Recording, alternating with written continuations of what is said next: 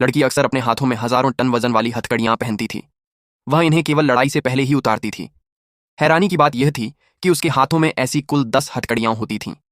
उसकी मुक्के की असली ताकत किसी को नहीं पता थी, सिवाय उसके गुरु के।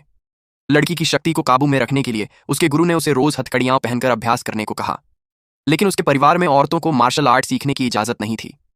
एक दिन लड़की ने दीवार को हल्के से थपथपाया और उसकी हथेली का निशान दीवार में उभर आया। उसे परखने के लिए उसकी मां ने अचानक एक कटोरा हवा में उछाल दिया। लड़की ने फुर्ती से कटोरा पकड़ लिया। तभी उसकी मां को समझ आ गया कि वह छुपकर मार्शल आर्ट सीख रही है। नतीजतन लड़की को सजा दी गई। इसके बाद लड़की ने परिवार के नियम बदलने का फैसला किया। उसने खुद को साबित करने के लिए एक प्रतियोगिता में भाग लेने का निश्चय किया। प्रतियोगिता के पहले दौर में ताकत की परीक्षा थी। सभी को पानी से भरी बाल्टी लेकर दौड़ना था, लेकिन लड़की ने भारी हथकड़ियां पहन रखी थीं। जब वह मंजिल तक पहुंची तो बाल्टी में बहुत थोड़ा पानी बचा था। वह पहला दौर हार गई और सबने उसका मजाक उड़ाया। दूसरे दौर में गति की परीक्षा थी। सभी को दर्पण से परावर्तित रोशनी के अनुसार लकड़ी के खंभों पर वार करना था। लड़कों ने आसानी से रोशनी पर वार किया, लेकिन लड़की हथकड़ियों के भारी वजन के कारण हर बार एक कदम पीछे रह गई। किसी ने यह नहीं देखा कि उसने कई लकड़ी के खंभे तोड़ दिए थे।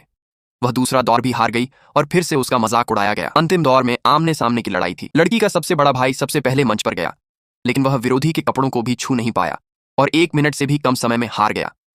विरोधी जोर जोर से हंसने लगा। यह देखकर लड़की के दूसरे बड़े भाई ने परिवार की इज्जत बचाने के लिए लड़ने का फैसला किया। लेकिन लड़ाई शुरू होते ही लड़की ने कह दिया कि उसका भाई हार जाएगा।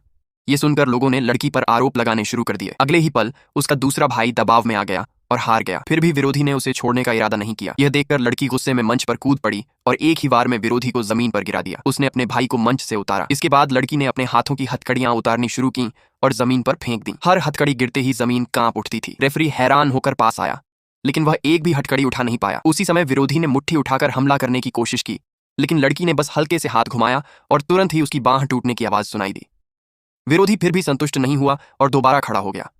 जब उसने फिर से हमला किया तो लड़की ने एक बार और हाथ उठाया और अपनी असली ताकत सबके सामने साबित कर दी।